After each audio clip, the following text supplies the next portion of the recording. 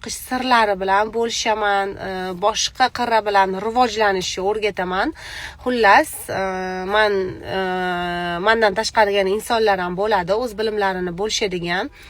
Farqi yo'q. Kim bo'lishingizdan qat'iy nazar kelishingiz mumkin. Meni shogirdim bo'lasizmi, opalarimni shogirdimi, farqi yo'q. Hammanglar kelishinglar mumkin. Va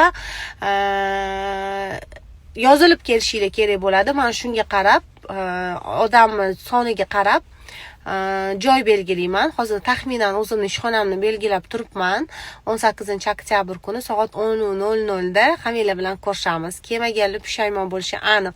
Menga shogird bo'lganmisiz deylik, faqat eslatib o'taman. Menga shogird bo'lganlar faqat kela oladi va mana shu 13-oktyabr kuni qatnashadigan shogirdlarim kela oladi va opalarimning shogirdlari kela oladi. Menda o'qim